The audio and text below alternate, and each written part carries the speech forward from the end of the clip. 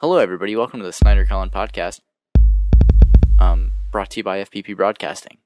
This week's episode is sponsored by a laser, a regular old stream of light made out of photons, or alpha particles, I think. I don't know much about them.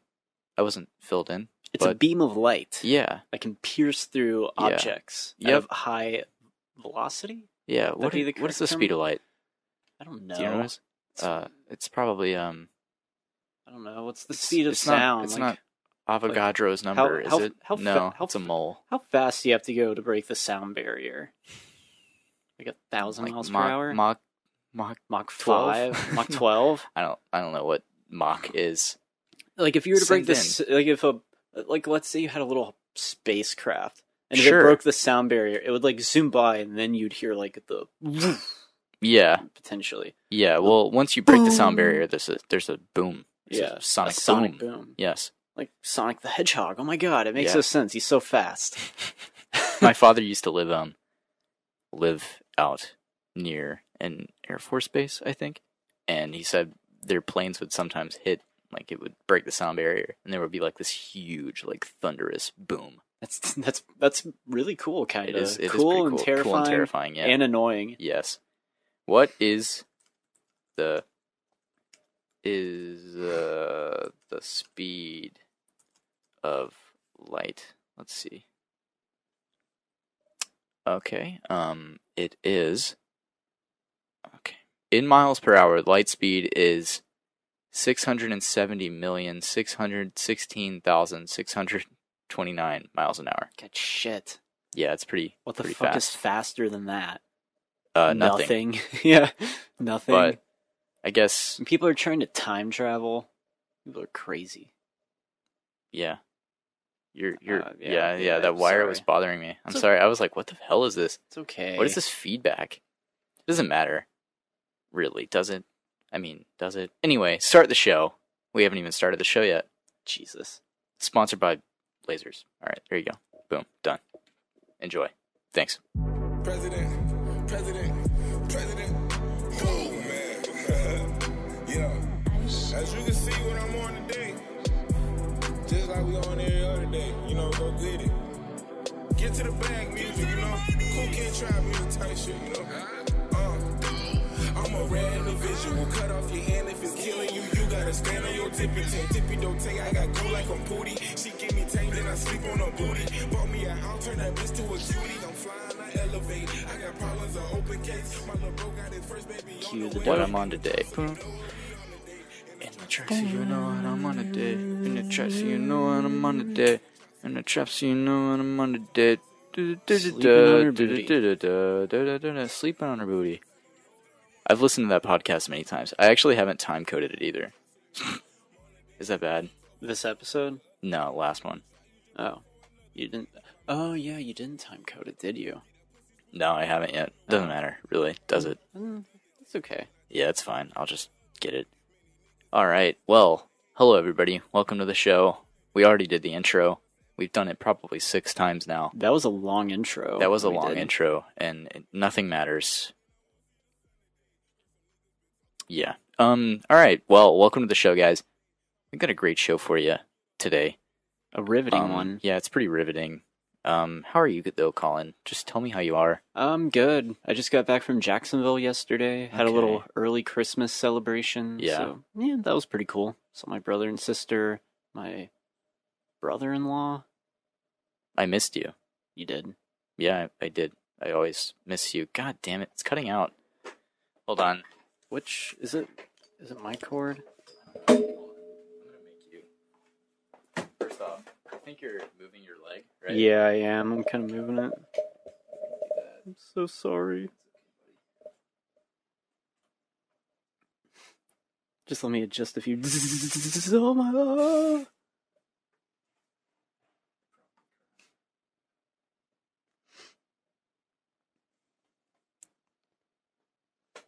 So many mess ups.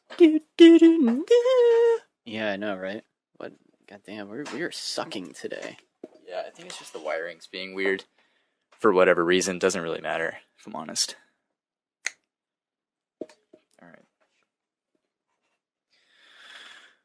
Anyway, what does that time say? Read right now. Exactly 10 minutes. I'm going to do the 9:30 LR. Problem. Okay. All right. Anyway. So you visited your sister and shit? Yeah, How was that? she lives in the historic Springfield side of Jacksonville. Okay. And it's actually really cool. Like, there's tons of houses everywhere, but they're all like 100 years old. That is neat. And they're like fucking beautiful houses.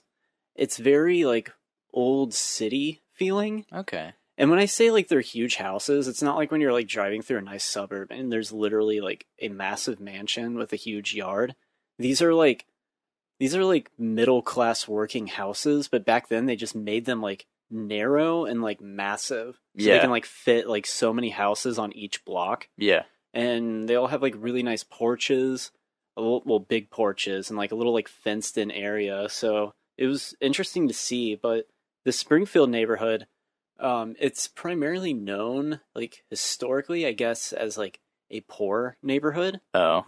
So it's a little sketchy. So it's really like a hodgepodge of like well-furnished houses and then houses that are like condemned and literally sealed off and like dilapidating.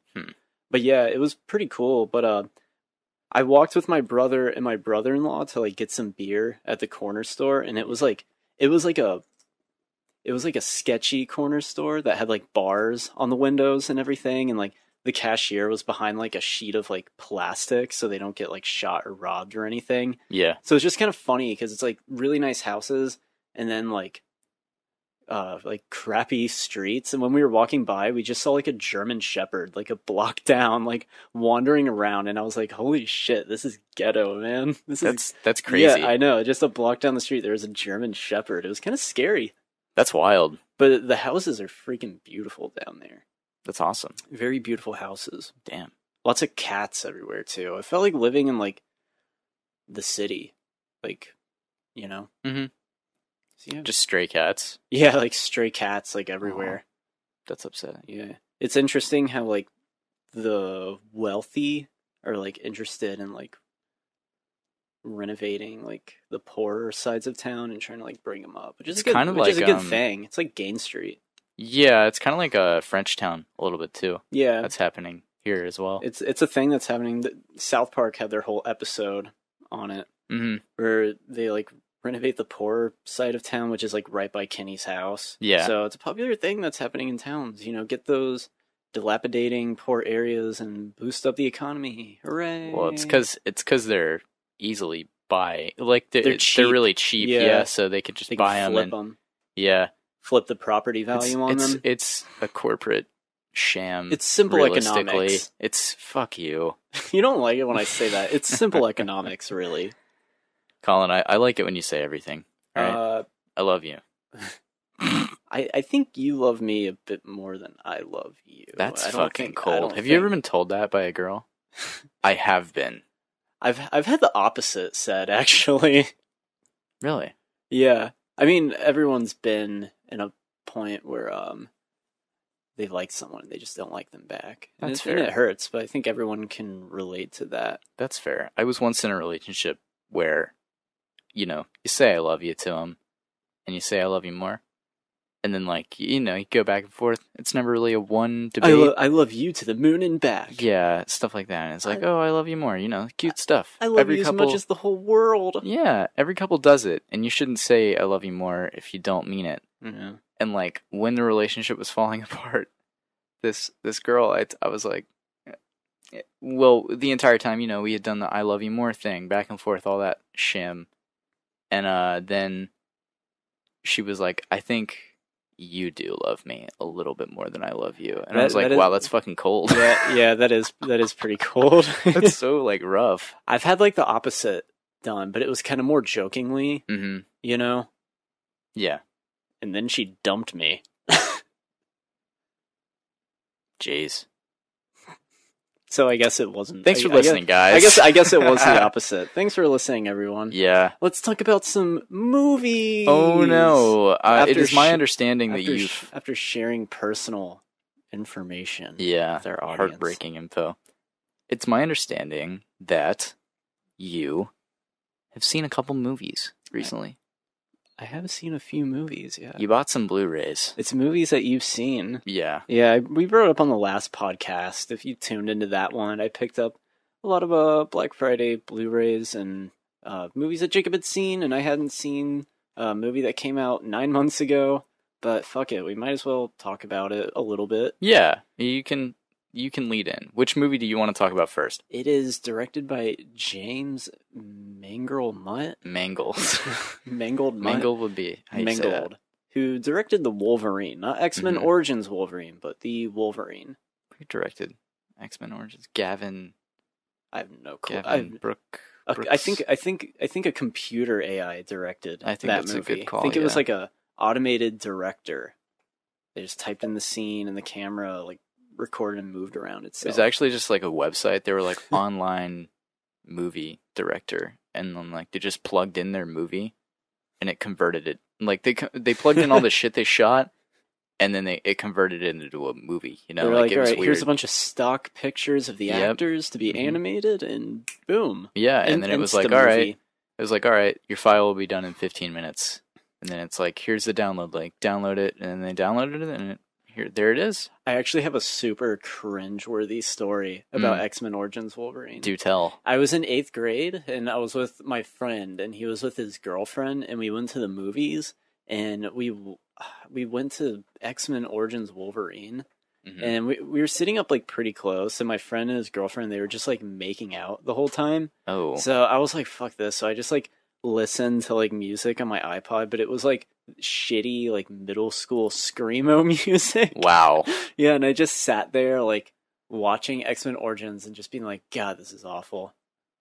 I was like third wheeling with my friend who was making out with his middle school girlfriend, listening to terrible music that I thought was like super cool at the time, and just like watching X-Men Origins, and I hated it. That's amazing, actually. Yeah. That's a great way to... It's probably the best way to experience that film. It's still awful, even if you're third no wheeling shit. it and listening to music that you thought was cool back then. Yeah. But moving on, the movie that I saw was Logan. Logan. Yeah. Isn't it... It is crazy to think that X-Men Origins is technically in the same universe as Logan. Yeah. It is. It's fucking hilarious. I would say it's just interesting how the studio is just kind of like, I guess we don't need to make them all PG-13, I mean, definitely for the best. It's because of the success of Deadpool. Absolutely. Yeah. So I was never big into the X-Men movies. I think I was too young, because I remember when the first X-Men came out, which was like 2000. I think we had rented it or borrowed it from our neighbors, and we were watching it, and the first scene is like some Holocaust scene. It's like black and white. It might not be actually black and white, but you know what I'm talking about, Yeah, right? it's very bleak. Yeah, I think it was just a little too slow for me when I was like 4 or 5 at the time, and it just didn't interest me. And then I was just never big into the X-Men movies. I've seen the scene of X2 with Nightcrawler, where he's zooming around the White House. It's a pretty great scene, too. Yeah, that is a great scene. Yeah. And then X-Men Origins Wolverine just kind of killed it for me, and I was like, fuck this. Never saw X-Men 3, which I've heard is like bad. It is bad, yeah. Brett Ratner bad. Boy, is it. Well, what a great choice to direct that movie, Brett Ratner. So, boy, he's fallen out of favor quickly, hasn't he? Was he ever in favor? No. Yeah. Brett Ratner has always been a hack. He's just made very, vanilla movies. He made like the Rush Hour movies, and I rewatched Rush Hour 2, and it's not as good as it was when you were like 8 years old. Really, what is though? Spider-Man 2, oh, okay. Spider-Man right, 3. Fair enough. Even those though, you can see the flaws in Spider-Man and Spider-Man 2. Indiana Jones and the Kingdom of the Crystal Skull. Not really. All right, so it's the best one. Knowledge is the treasure. So this Logan movie comes out. It's like R-rated, and it's like a Western. Has that Johnny Cash, I hurt 9 Inch Nails cover in the trailer. Everyone was boner hard hyped for this. It was going to be Hugh Jackman's last hurrah. We've been playing the character for, 17 years? That's crazy. That is crazy. That's awesome, too. It is. He's an icon if you're playing a role for that long. Yes. Iconic. Jacob, what did you think of Logan? I really liked it. I liked it a lot. I enjoyed it too. Yeah, I think that it's a great... I hope that it's one of those movies where this is going to happen, and I feel like it's going to get copied by a lot of movies trying to do more like of a character study, as opposed to let's have some characters get together, and then at the end they have to meet for a big action set piece. Yeah, it really wasn't a superhero movie. No, it wasn't at all. It's a real story about, just a guy, really, and he happens to have these abilities, but it's not really about his superheroics. If anything, it kind of denounces that side of things, in my opinion. It just kind of makes him sound silly. There's the comic books in universe, like the in-universe comic books, and he's like, fuck that, that's not how it happened at all. Yeah, that was strange. Like, in this world that Logan creates, I think it's safe to say that it's not die-hard continuity. No. What is really with the Fox universe, the Fox-Men universe? Yeah, from what I understand, they retcon all the time. Oh, they do. Yeah, absolutely. So, which I guess is a good thing, because then it gives you opportunities to be more creative and make your own stories. Yeah, I will say that this Logan movie probably takes place in the original X-Men timeline that was with the first movie and second movie. Yeah, that was wiped out by Days of Future Past. Yes. See, even though I haven't seen these movies, like I kind of you get the gist. Yeah, exactly. It's not that confusing. It just, if you're trying to make sense of it, it is confusing. But once you accept that nothing makes sense in these movies, really, and that like very little is thought out about them, it's fine. You then have a much better time. Everybody should just not give a shit about anything with these films. Oh, calm down there, Rick. Hey, God, I am so tired of Rick and Morty. I think everyone is at this point because season 3 was so like mediocre. Yeah, there were some good episodes, but overall it was like you said about Brett Ratner. It was pretty vanilla. They tried too hard and they made it too. Yeah, because season 1 and 2 are freaking amazing. Yeah, it's because they were just subconsciously making this amazing show, and like it had very smart writing. The writing is much dumber in season 3. Yeah, I don't know. Hopefully they return to form. Yeah, I agree. Anyway, I'm just fucking tired of seeing so much Rick and Morty shit. If I receive anything Rick and Morty for Christmas, I'll be kind of upset. Unless it's from like Raphael or something. So someone who like actually really likes Rick and Morty. Yeah, Raphael's probably the biggest Rick and Morty fan that I know. I would say Connor Williams. He is? Yeah. He always talks about it to me. And I'm just like, I like it. Like I am Rick. Yeah, he is Rick. Actually, he carved a pumpkin, not a pumpkin though. He carved a watermelon to look like Pickle Rick for Christmas. For Christmas? Yeah. Or no, Thanksgiving, Halloween. Sorry. Halloween. Whatever the fuck these holidays. It's holiday time. For the holiday. Yeah, the holiday. I still have a pumpkin that I never carved. Me and Alex. Is it rotting? No, it's just not sitting. It's just a pumpkin. I'm sure it is rotting, but it's very covered and in the shade. Take that shit and throw it in the dumpster. It's Christmas time. We should smash a pumpkin. Smashing pumpkins? I used to be a big fan of Smashing Pumpkins. I believe it. Yeah, they have some good stuff. So, Logan. Yeah, Logan. It's about old man Logan. Mm-hmm. Wolverine. He's basically immortal, but he's past his prime. He's at the end. He's not as strong anymore. He can't quite regenerate like he used to. You brought up to me that one of your favorite little scenes is when he has to pull out his claw from his knuckle. I love that shit. Loved it. Yep. Loved that. And did you? I love that scene. Yeah, it's so like gross and like painful and like it's like kind of pussy and it makes disgusting. It makes sense too. Yeah, he wouldn't be using them on a regular basis. You got to kind of exercise that. It's like a erectile dysfunction kind of a little bit. But it's claws. It's an analogy. Yeah. Yeah. He's taking care of Professor X, who's like dying of dementia, and yeah. Now, from what I know, Professor X, he has mind control abilities. can move shit with his mind. Yeah, very. He's a psychic. So he's not a psychic. He's a telepath. Yeah, that's what they call it. Yeah, telepathy. I don't fucking know. Yeah. So he has dementia, and on his amazing brain, it causes like these like sonic waves that like spread through like a mile radius and everything shakes. Yeah, and the only reason that Wolverine is kind of immune to it is because of his healing factor. It still helps him a little bit with it. Yeah, he can still move around and stuff. Yeah, a bit. Because he's strong. Oh yeah. He's a strong man. Well, you know, I really don't have very many problems with this movie at all. I think it's really good. The weakest part is the most bizarre part of the film, I think. Oh, I know exactly where you're going with this. Well, I think should we get into spoilers? I just wanted to go over the plot a little bit more. Yeah. Even though everyone knows what it's about. Basically, he comes into contact with like these new like bred mutants who are kids in like some Mexico government facility, because no mutants have been born in like some odd years. Mm-hmm. Kind of like Children of Men. Basically, the movie turns into The Last of Us.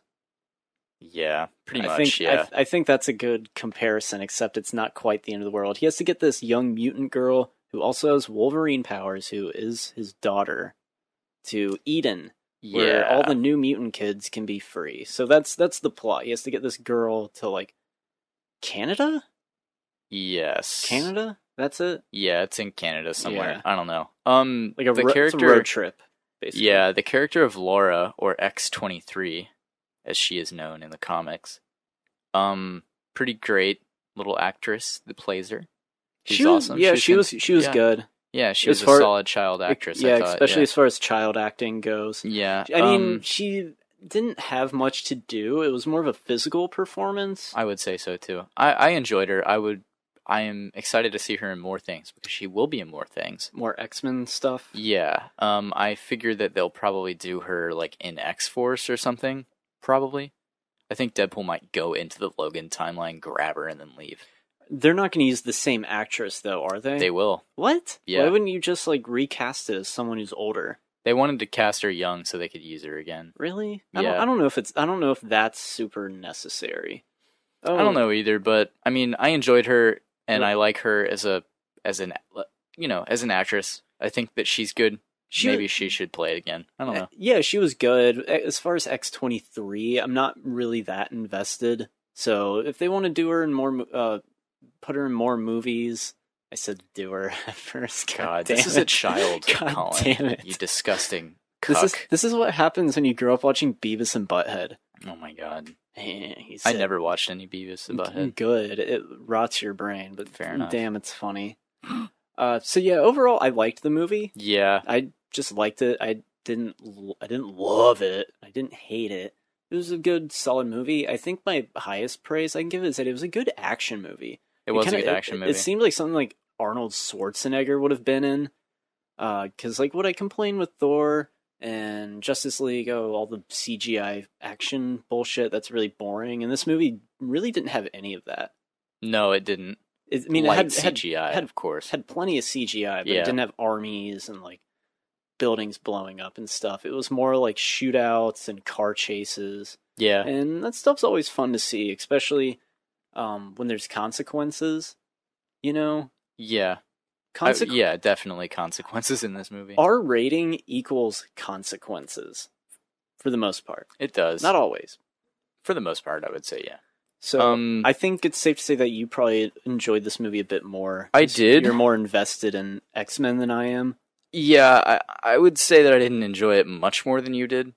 I really liked it. I think that, I don't know. I just have a couple issues, but yeah, I do too, but nothing that really like bogs the movie down to where I didn't like it, but more so that it didn't like elevate it to making it like a movie that I thought was like one of the best of the year. Yeah, no, there was some kind of a confusing plot line as far as the drug that he takes goes. Yeah, all right, that was weird. So I guess we're gonna get into spoilers. Yeah, now. We'll do spoilers real quick. The drug he takes is obviously invented by the plot. It's a plot device. That green stuff that makes him like strong. Yeah, and to be able, so that we can see a R-rated Wolverine in this movie while still doing Logan or Old Man Logan.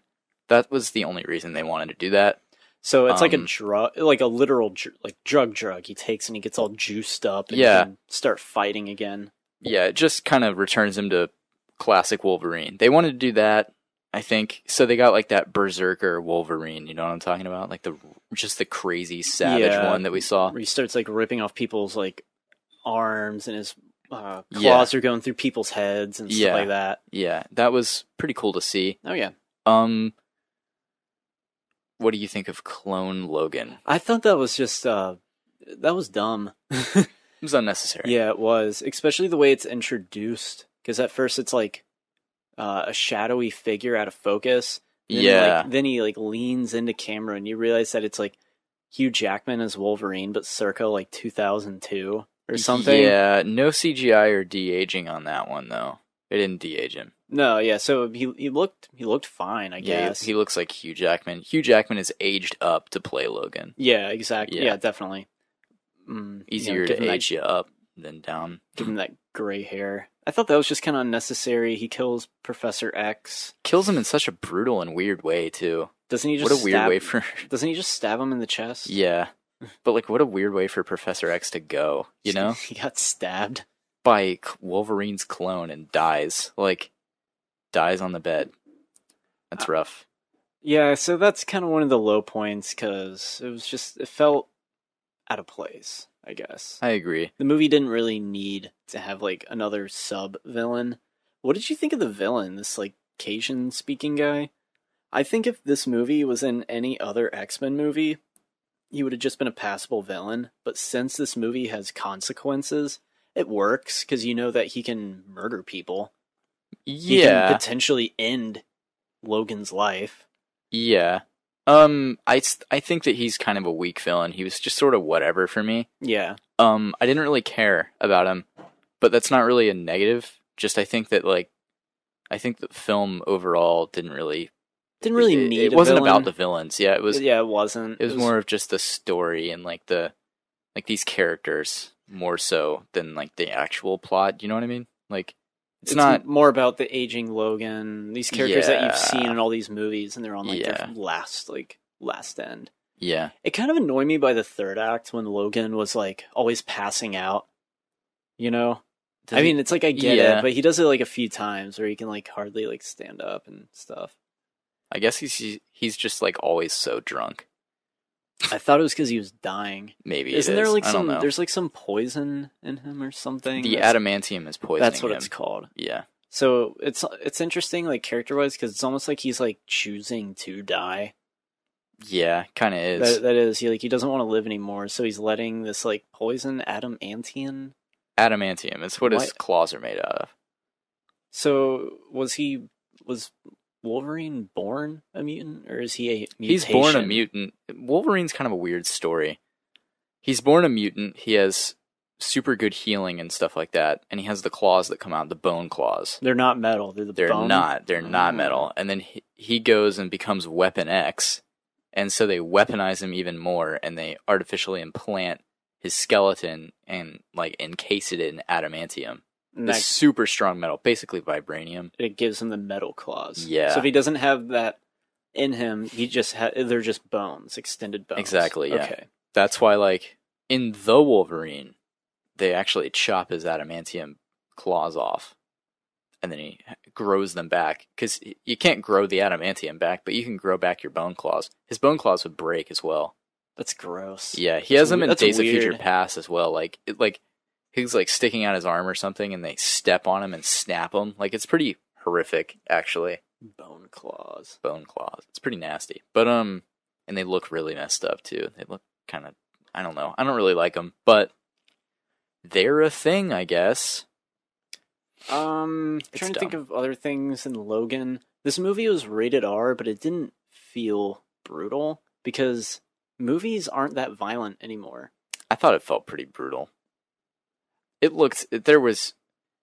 would stab somebody in the head and like brains would go everywhere. Like it was it was harsh. There was a lot of F words. Yeah, yeah. It felt... Fuck off. You had a lot of scenes of Logan just being like, go fuck off. Yeah, and like Professor X helps him to fuck off a couple times. Pretty funny. Patrick Stewart was gross in this movie. He was gross. He was a good actor, though. Really good. You could smell him off the screen. His old man, like, urine-soaked clothing. Yeah, that's pretty nasty. Yeah, it is. What do you think of the final shot of this film? I loved it. That was a great fucking shot. Yeah, I loved that final shot. Jesus Christ, what a great send-off. Mm-hmm. Like, that was awesome. That sold me on the movie. I was like, wow, that is such a beautiful, beautiful moment. It kind of gives me chills a little bit. Yeah. Just, man, it's perfect, really. Like, God. Logan's buried next to Professor, right? I think he's buried on his own. Oh, is he? Oh. Yeah, they have the cross. He might be buried next to Professor X, too. I can't remember, really. Well, I think I want to say they were buried next to each other, but it wouldn't make sense because he's like a few states away. Yeah. From where he buried Professor X. Mm-hmm. Yeah, and she takes the cross, turns it into an X, and the camera kind of pans on the X, and you're like, yeah, his legacy is ended. Yeah, and that's kind of why I hope that they end up going the X-23 route for these movies, because you need a Wolverine character, but I don't want them to do another Wolverine or Logan, like, recast it. I think it's just carry on with a different actor or actress. Have somebody play X-23. If it's the girl Daphne Keane in this movie, great. If it's not, great. I think they can go either way. Like I said, like I don't think it's necessary to use that little girl actress again. I feel like you could just like recast her and like, oh, she's a teenager now. She's in New Mutants. Yeah. I think that with all of this time travel cable stuff that they're going to be doing soon, they're probably going to get the actress herself. Just because I think a lot of people are calling for it too. A lot of people want that to happen. A lot of people want Hugh Jackman as Wolverine in Deadpool. They do, and he's stated that he would love to do it, but he already did this, so he doesn't really want to do the whole finale thing again. He has said, though, he will reprise his role if Marvel gets the rights. He said that? He has said that. He has said the only way he would come back is like if it was like an Avengers team up or something, he would do it. They can just do a Justice League style thing where like Iron Man and Peter Parker are digging up Logan. They take his X cross and they just snap it in half. My God. They're like, get this junk out of the way. My God. And they dig him up and Peter Parker's like, hey, this is like that really, really old book and movie, Pet Sematary. That's such a shit. Oh, I get that line. That's from Civil War. That's the only line in the movie that I really hate. That might be the worst line Peter Parker has ever said. It might be on film because like Peter Parker knows what Star Wars is. Yeah, he wouldn't say that. Yeah, he's clearly a Star Wars fan in Homecoming, too. Like that really, really old movie, The Empire Strikes Back. Like, no, everybody here knows what Empire is. No one, even if you're like. I mean, yeah, the movie's like 30 years old, but like no one refers to it as that really old movie. Yeah. Or that old movie. Yeah, that was terrible. So what do you think of Logan before I segue into something else? I liked it. I liked it too. I'd give it a 7 out of 10, which is like kind of like my average. It's good. Yeah, I would give it an 8 out of 10. Nice. Anyway, what do you think of this Infinity War trailer? Just real quick. What'd you think? We'll give our thoughts on it for a sec. All right, so the whole Peter Parker Tony Stark digging up fucking Logan thing made me think about that. Snapping the X cross, being like, "Oh, let's get this." They're walking towards it, and Peter Parker points at the X and goes, "What's that?" And Iron Man's like, "I think it's some trash." And he picks up, snaps it in half. Oh my God! He has like an Iron Man glove come and take it, and then like 5 minutes later, it cuts to the Iron Man glove like going to a dumpster and dropping it off. That's great. Anyway. The Infinity War trailer? I want to know what you thought about it. I want to know what you have to say first. I'm not excited for another army fight. Like another Avengers versus an army thing. You know how I already feel about that through all these action movies that we've seen. I don't want more of it. Stop. Yeah. It's so boring. I'm excited for Thanos to get the Infinity Gems. That'll be fun. I'm excited to see more of Korg. Is he gonna be in it? There's no reason why he wouldn't. I don't. Yeah, I guess he's on the ship. Yeah, like he has to be in There this. better be more. Unless they just retcon him out. He died. Oh my god. He died of dehydration or something on the ship because they presumably have no food. He eroded. Oh god. He God. flattened out. I'm actually really excited for Infinity War. I'm excited. I think it's gonna. This is what it's all building up to. It's really all building up to Avengers 4. Yeah. Which comes out 2019. Yeah, the next year. They're already about done filming it. They film these back to back. Dude, I'm just excited to see more Spider-Man straight up. What do you think of his suit in this new movie?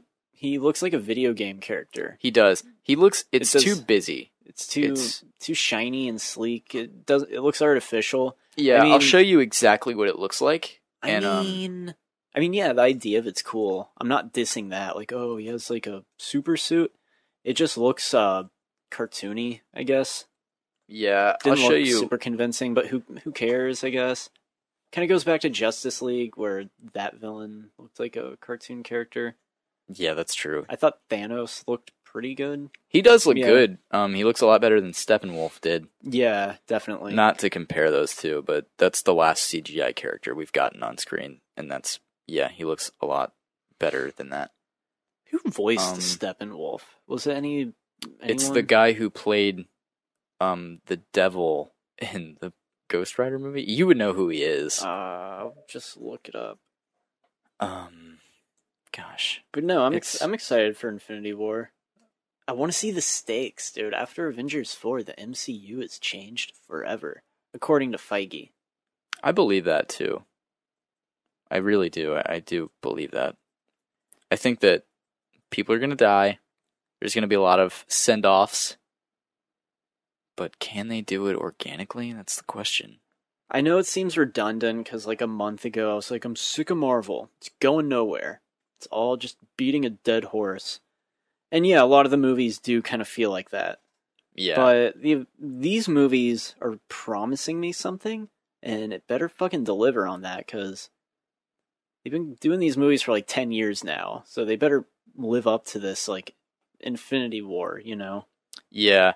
What I was trying to think of was that Spider-Man's costume looks like all new, all different Spider-Man, which is the newest, or one of the newest, incarnations of the character in the comic books. His suit just looks real shiny, his eyes light up and stuff. It looks okay. I'm not really that big of a fan of Spider-Man's eyes lighting up, but whatever. I guess, what do I know, you know? It's not that interesting. Ciarán Hinds? Yeah, look at a picture of him. Yeah. He's a 64-year-old Irish actor. He was in Ghost Rider Spirit of Vengeance, Silence, Harry Potter and the Deathly Hallows. Anyways, fuck Justice League. Yeah, fuck it. Fuck it hard. Avengers, you know, I just want to see Tony Stark, like, go bam, bam, bam, and Captain America, like, punching some alien in the face. And then Thanos comes and he's like crashing through a building, and then he picks up Spider-Man and rips him in half, and everyone's like, oh my god, Spider-Man's dead. And then at the end of the fourth one, they use the stone. It's just like that shiny kind of material, you know what I mean? This picture that you're showing me looks like one of those marker sketches that Peter Parker does at the beginning of Spider-Man 1 for his costume ideas. It kind of does. He was a good comic artist, apparently. Peter Parker. He was. The eyes do light up on this costume. It looks fine to me. See, like it's more of like the metal-ish look that I don't care for, I guess. Yeah, and this costume does share that look. See how reflective it kind of is? It's a lot more reflective. It looks glow in the dark. Yeah, it sort of is. Talking about these pictures that no one can see except for us. Yeah, just Google all new, all different Spider-Man. You'll see it. I mean, you know, it is sort of glow in the dark. His eyes do glow. It just looks to me like, god damn, this is a good one. Ooh, that is very nice. Yeah, see, like, that looks like the costume looks like to me. His eyes are glowing. The suit's very reflective. Why do they need to glow? He's like he's in the Iron shot. Man, I guess. I don't know. Yeah, but I guess he's Iron Man. But in like the scene that we're talking about from the trailer, where he's on like some sort of ship or something in the sky. He's like standing there. It's like, why? It's daytime. Maybe it's like a targeting system type situation. Comics are stupid. They are. Willem Dafoe was in Justice League? He was not in it. He will be in Aquaman, and his scene was cut from Justice League. Oh, okay. Technically, he's still credited. He plays Nudus Volko? Yeah, Volko. Yeah, that's Nudus? right. Plays basically like the mentor to Aquaman / Jason Momoa. He's an Atlantean. I'm trying to think of a joke. Hold on. Do it. I'm trying to... God damn it. I'm trying to think of a good joke of like him being his mentor. There's a scene of Aquaman like chilling out, and he walks up and kind of kicks back and like puts his shoulder on the wall, and he's like, "Hey, we're not so different, you." Oh and my me. God. That's hilarious. So what do you think of the first half of War for the Planet of the Apes? Yeah, that was the other movie that I watched. I watched it last night. I got tired. I turned it off. It's pretty good. Kind of just pretty bleak. I mean, I haven't finished it, so this is probably going to trigger people. Trigger, because it's been getting like unanimous acclaim. It's like one of the best movies of the year. Maybe that's pushing it a bit. Yeah, it didn't do that well in the box office, I don't think. It didn't do super duper well. It underperformed from Dawn, but that's because you had Spider-Man and Dunkirk out at the same time. It was just sandwiched in there. It should have came out in August of this year because there was nothing to see in August. It's true. Nothing. It was like, you had like The Hitman's Bodyguard, and it's like, wow, they really dropped the ball because they released in August. Would have made tons of money. I'm up to the part where they're looking for the human zoo. I don't think I'm quite there yet. But honestly, I feel like it's just kind of more of the same shit that I saw in Dawn. It's definitely a direct sequel to that movie in like style and tone, you know? Just kind of more of the same shit, like, you know, damp woods, Caesar and his family. Caesar can fully speak now. Mm-hmm. He couldn't in Dawn, right? He could only do sign language, or he could speak a little bit. Yeah, that's right. He could speak pretty fluent, but he didn't speak with like other apes, because why would he?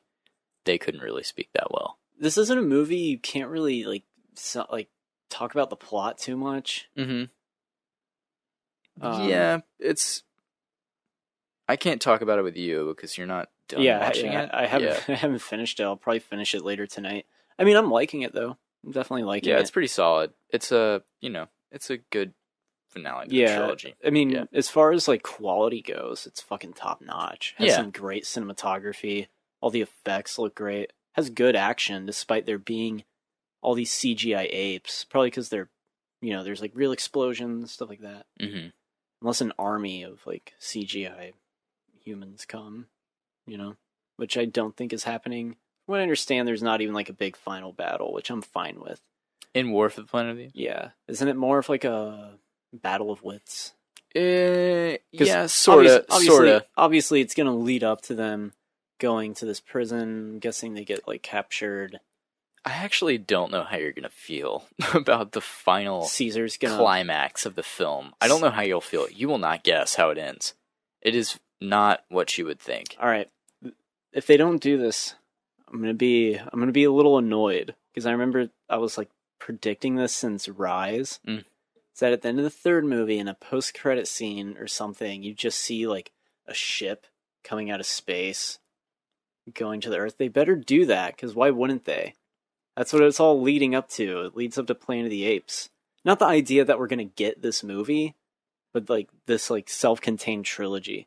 Because in Rise, the ship is in the, you know, it launches. I forget the name of it. The Icarus? Yeah, the Icarus. Yeah. So like that's such a cool concept that the Icarus is in space during all this. Then by the time it comes back, that's what I would want to do. Have like the final shots like Caesar on top of Woody Harrelson's dead body.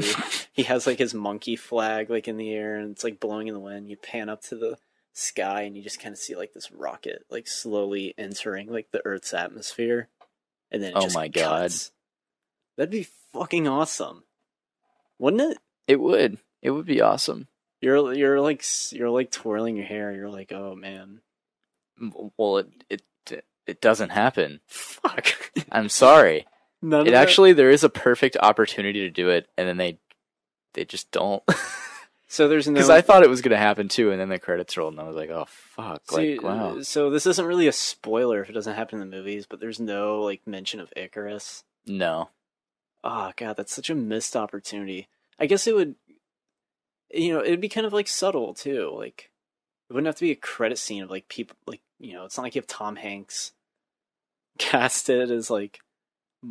Fuck it, I don't even know what I'm trying to say. Yeah, me neither. I don't really get where you're going with this here. I love Rise, though, which I feel like I'm in the minority, because it's like, everyone's like, yeah, it's really good, but Dawn and War are way better. And maybe that'll change once War ends, but I don't think it will. Alright, I'm about to give Rise of the Planet of the Apes some high praise, alright? Alright. By 2019, this time 2019, and I'm calculating my best of the decade list, I'd maybe put Rise at like number 10. Wow. Yeah. You want to know why? I thought Rise of the Planet of the Apes sucked. Really? No. Oh. I was about to say, I mean, fair. She wanted you to be triggered, but it didn't really work. She didn't get triggered. I'm upset. Well, the reason I would rank it that high is because I remember when it came out, I like watched it so many times, and I was like, wow, this is probably like my favorite movie of the year. It's a fun movie. Yeah, it is. It's one of the best reboots, too. It really is. It doesn't feel like most reboots where they just don't have a point to them. Mm-hmm. This one actually does have a point to it. Yeah, because everyone's like, nice. Oh, Planet of the Apes, those like, I mean, they are classic sci-fi films, but, they're products of their times. Yeah. I personally haven't seen them. The old ones? Yeah. There's a lot of them, too. Oh, you're telling me you haven't seen Beneath the Planet of the Apes? Or Escape from the Planet of the Apes? Yeah. Dude, there's a weird one, though, about, like, a subspecies that lives underground. It's Beneath the Planet of the Apes. It's beneath, yeah, and they, like, worship a bomb. Yeah. And then Charlton Heston is in it. Yeah, I think he might die. He does. He does die in it. Because he really wanted to die. He did not want to do these movies anymore. I have seen the Tim Burton reimagining. Not a reboot, not a remake, but a reimagining. It is bad. Yeah, it's total suck. The ending creeped me the fuck out as a kid, too. Yeah, it's I think we've talked about it a little bit. It's very much out of left field, the ending. Yeah. It was just a twist to have a twist in it. It's a spin on the original, but not as good. Yeah, it's a spin because they felt like they needed a twist. So they had one. But the reason I love Rise is because I never imagined Planet of the Apes ever looking like that, or like, because you don't think about, where did it begin? That's the whole thing. It's just a planet ruled by apes. Yeah. You don't question how it happened. But then Rise does.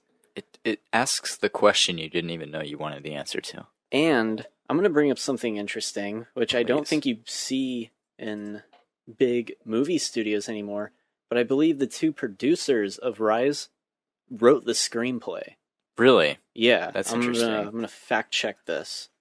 I believe the producers wrote the screenplay, and that's probably why it was like a pretty solid movie. Yeah. When the fuck does a well, I guess that does happen a lot, but you think I'm moving my chair up. Hold on. Okay, go for it. Rise is written by Rick Raffa and Amanda Silver. Or no, that's who it's... Yes, Rick Raffa and Amanda Silver, and they were both producers on the movie. Interesting. And then it was directed by Rupert Wyatt, who went on to do nothing notable ever again. I think he directed a lot of TV. I thought he did a good job. Yeah, it's pretty good. I think that a lot of people just didn't like James Franco in the movie for the only reason that he is James Franco. Exactly. I liked him in the movie, but like... It's not that he's like bad in the movie either. Like people just don't like him. He just sticks out like a sore thumb. He does a fine job though. Yeah, he was fine. So I liked him. You know, when I was watching War, I was just like, God damn it, Caesar! All you had to do was just stay in the house, and none of this would have happened. Oh my god, it's true. If he would have just stayed in his attic room like a good boy. Damn. That's what it comes down to. Because there's that scene where John Lithgow, he's like, his dementia's coming back, and he's like trying to start his car, and he's like backing it into the neighbor's car, and the neighbor's like, "What the fuck, you old fuck! I'm gonna fucking kill you!" All right, that doesn't happen. That does not happen, no. And then Caesar sees it, and he's like screaming. He runs out, and he like starts beating the fuck out of the guy. And they're like, "Oh, we got to put you down, Caesar." James Franco brings Caesar out back and cocks a shotgun. Oh my god! And then he's just like, "There has to be another way." So he brings him to that zoo shelter. You like Don more than Rise. I do. Yeah, I think most people agree most people on that are statement. smart and they agree with that. But there are some people who just think Rise is better. I think I'm literally the only one who says that. I think you are. I think it's because I think you've watched it a lot when you're young. I've only seen Dawn once, and that was in the theater. Dawn's a really well-made movie. Rise is an amazing origin story, though. That's what I think what does it for me. It's an origin story done masterfully. Oh my god. All right, I wouldn't go that. Get far. out. It's an origin, Get out. It's an origin story. Get out. It's a better... Get out. Oh, I gotta get out of here. It's a better origin story than Doctor Strange. Jesus. All right, that's not even worth comparing. Do you think that if Doctor Strange came out when Iron Man came out? At the same time? No, like the same year? Instead of Iron Man. Doctor Strange was first? Yeah. Do you think we'd look back at Doctor Strange differently? And then like Iron Man was the one that came out like 15 movies later. Yeah. If Doctor Strange was... We were just like, oh man, this just feels a lot like Iron Man. It feels so much like Doctor Strange to me. That's such a weird idea, but Doctor Strange is still played by Tony Stark. Oh my god. You know, so... No, it's played by Benedict Cumberbatch still. Okay, fine. All right, fine. Yeah. That's such a weird idea. I never even thought of that. Iron Man comes out, and that's the movie that I'm like, I didn't care for it. It's too much. It's too much like Doctor Strange. You know? God, that's weird. I don't think that would have worked. I don't think they could have done Doctor Strange as the movie to ignite the MCU. You never know. I mean, if they did make that movie, then it had the same post-credit scene and all that. Yeah. What do you think? I think that we would look back at it differently. For sure. But what do I know, you know? I love that when you bring your phone close to the mic, it does create feedback. Turn it on.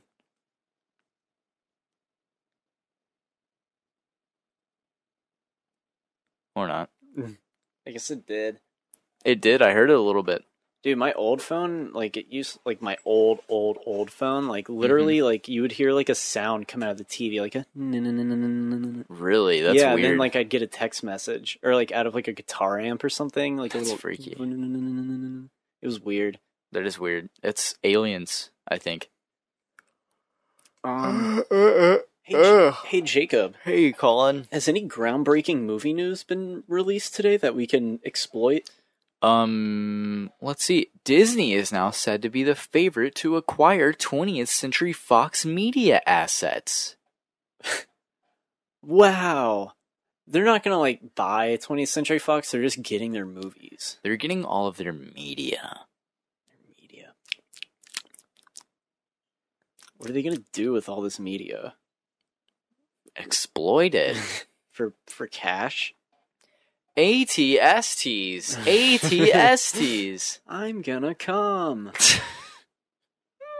Yeah, we're basically as good as Red Letter Media. Yeah, we basically because we can quote their famous memes. Yeah, and then we can try to make it our own, and then we won't.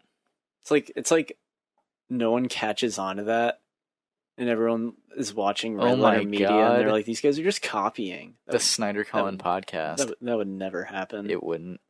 I'd be offended if it did. Me too. I would be too. How do I sound like this? That's weird. That's bizarre. I'm talking into the mic like that. Oh my god. Coco was number 1 at the box office again. I can't even express how disinterested I am in watching that movie. I do not care. Hey, apparently the movie will make you cry.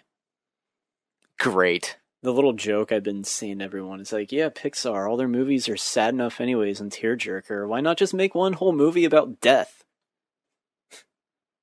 Mm-hmm.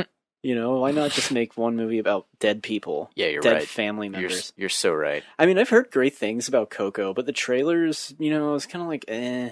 I'm kind of disinterested in Pixar movies at this point. Yeah.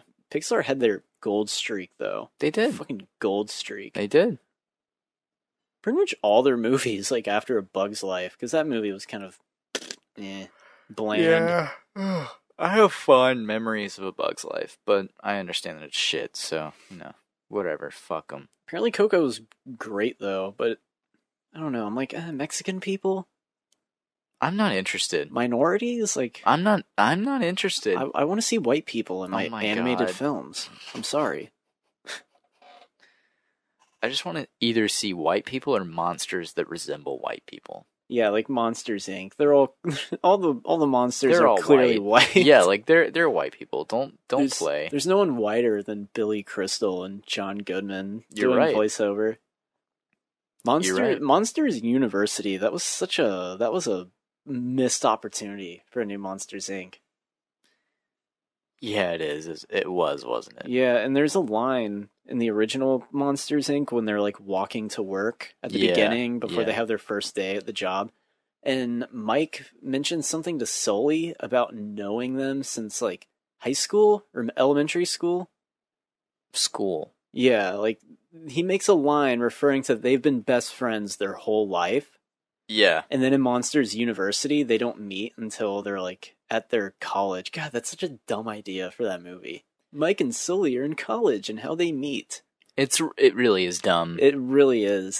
Don't they both get like kicked out or something? Yeah, it's a college movie. You know, they have their like triathlon stuff, you know, hazing ritual. Like, it was just a bland like Pixar movie. It's made for the crowd that saw Monsters Inc. at the time because now those kids are in college.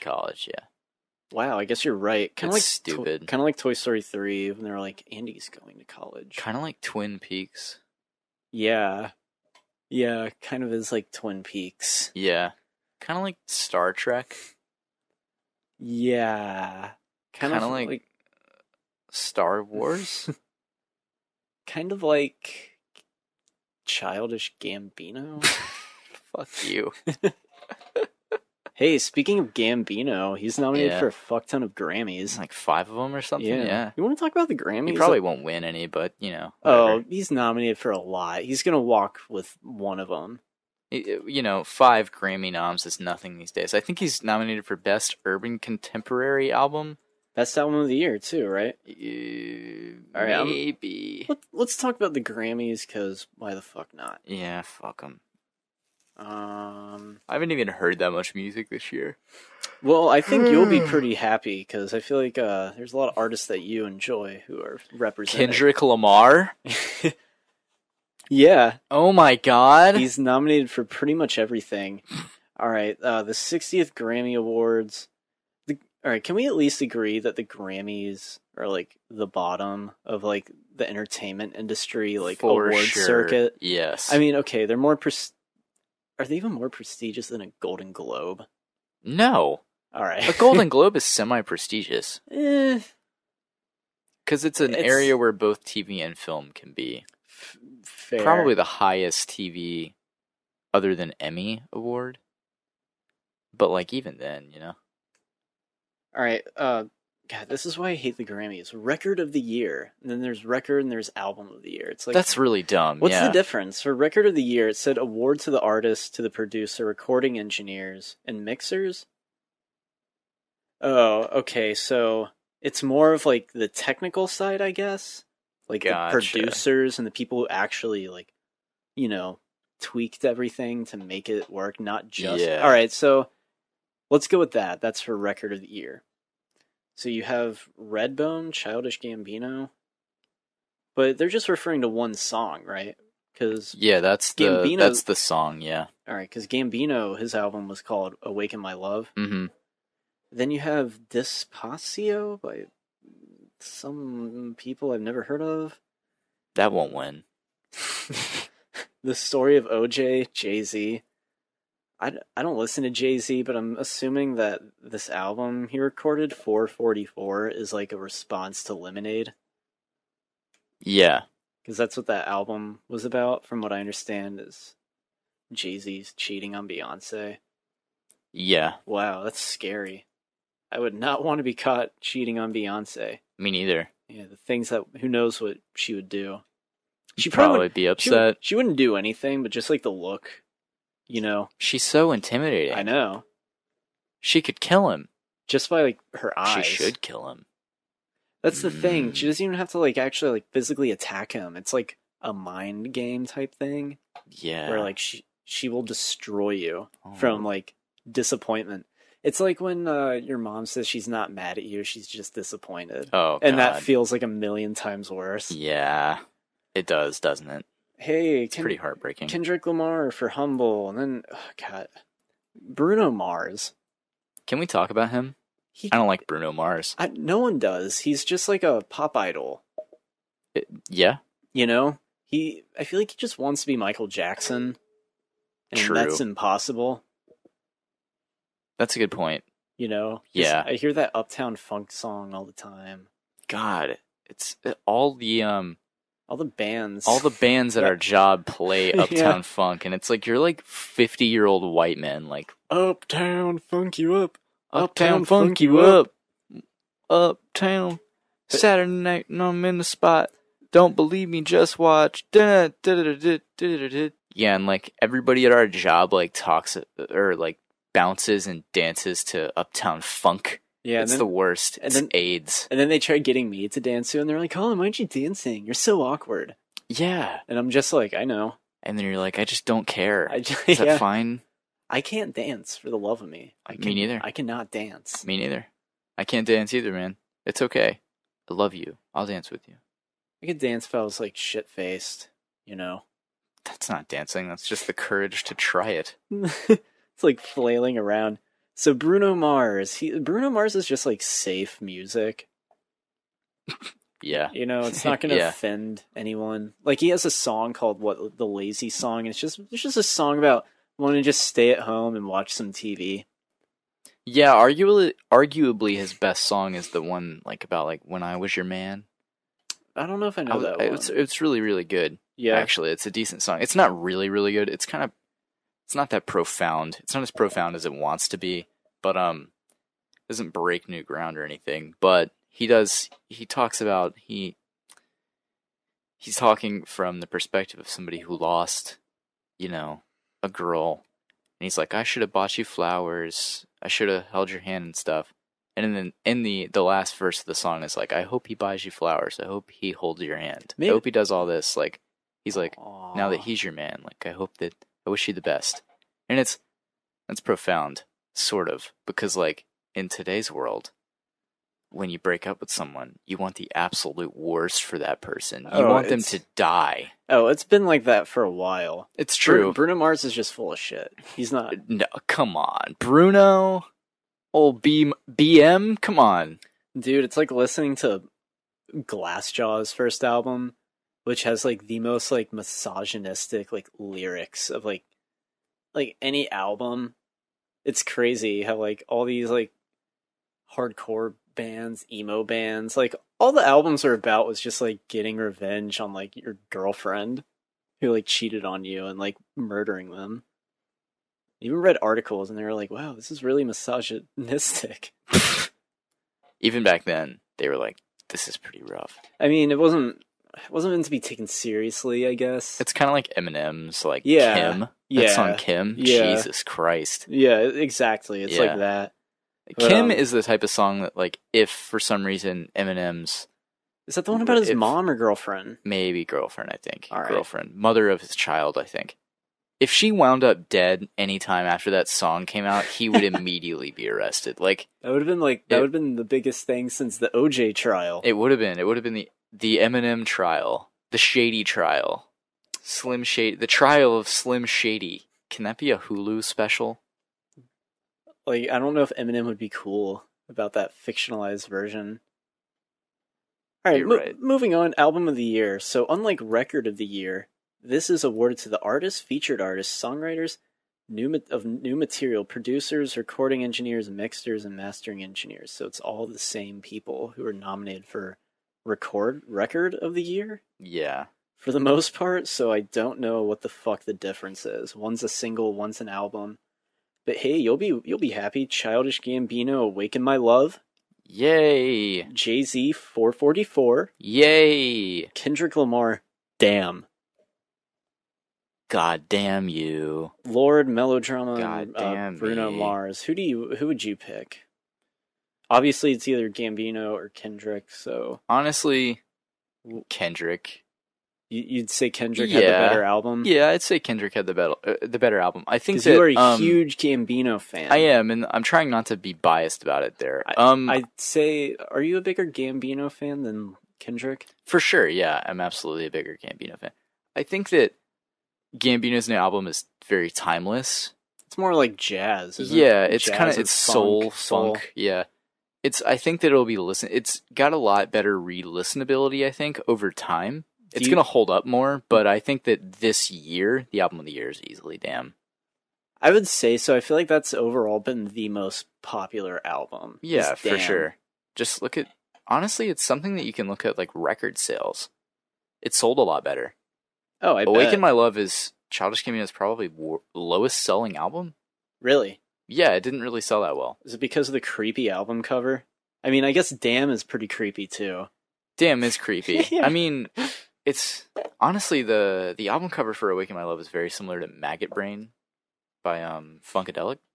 I'll show you that album. Yeah, I need to see that. I wasn't being serious about the creepy album cover. It is kind of strange. It's like I think it's just a departure for him from his usual style. It's not rap. Most people knew it wasn't rap too.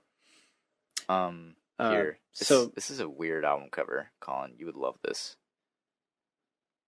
Whoa, that is awesome. Is that like a classic album? Yeah. Funkadelic? Yeah. I love that album cover. That is awesome. Yeah, it's pretty epic. Should you get that on vinyl? Oh, I should. I really do think you'd like Awaken My Love. I know. You should give it a listen. I'm not... Alright, I respect Gambino. Yeah. I've tried listening to like a few songs here and there, and it's never really... It just personally hasn't enticed me that much. I'm not going to say he's bad or anything. It's just, I don't know, maybe at the time that's just not what I was feeling. That's okay. I guess. Yeah. I've nothing against him, though. Yeah, I mean, honestly, this is not... See, like, I would let my dad listen to this stuff. Like, the stuff that he's putting out now. Like, it's not his rap stuff at all. It's nice. I don't know. I think you might enjoy it. You might like it. It's got kind of a Pink Floydian vibe a little bit too. Yeah. So, I would say so. As somebody who really likes Pink Floyd, I like Dark Side of the Moon. Dark of the Moon, the Transformers movie. Dark of the Moon? Yeah. You should get that on vinyl. I should get that on vinyl. The official soundtrack. It's just a bunch of fucking Transformer noises. Yeah, I'm just gonna say, just give the Grammy to Kendrick. Yeah. Definitely. I feel like that's the most, like, that's the big album of the year that, like, everyone has been listening to. Yeah, I would agree. Then Then we have what? Song of the Year, which Logic, I believe, has... Yeah, Logic. Yeah, his really on the nose suicide song. Jesus Christ. Do you not like that song? I don't like that song. No? I think that... I don't hate that album that it's on. A lot of people do. I just think that what I hate the most is that, okay, Rap Genius, or now how it's known as Genius, is a very popular site. Very useful. It's for lyrics. Okay. And for users to submit... Genius Lyrics. Yep. Yeah, I've been on there. Yeah. It's great. Yeah. It's awesome for users to submit their interpretations of the lyrics and stuff. Yeah, it highlights it in yellow, and then you click and give you a somewhat vague or detailed description of what that line probably means. Yeah, usually very detailed, because it's by people who really care. There is an option that a verified artist can go on and and post the meaning to their own lyrics. And it's happened a couple times. The artists themselves. Yes. Gambino has gone on to... The only album that he would really need to do this on is Because of the Internet. Because it tells he can explain things. Yeah. And the only time he ever does it is because in a certain part, people thought he said something else. And he was like, I say this right here. Like, just so you know. Like, I'll correct you on this one. Because I'm saying Can the this. artist be verified so that it's Yes. never changed? Yeah. Okay, and it cool. won't ever be changed. There are comments to it, and like there are suggestions. Logic he annotated his entire last album. Like, has a video analysis of all of it on Genius.com. Like, has all of these analysis videos on what every song means. Basically, every single stanza is marked by him about what it means. I think that's cool. I've had this conversation with Garen. We don't like that. I don't like it when you just explain it all. Yeah, you're exactly right. That's not how art should be interpreted. Yeah. It's like if you watched Eraserhead with David Lynch commentary and he explained what the movie means. Yeah, exactly. Which he's never done. He's never done an audio commentary. Yeah. Because he wouldn't. He would refuse to like explain the movie. That is kind of lame. Like, would you say it's a little self-indulgent of being like, oh, this is what it means, It is a little, yeah.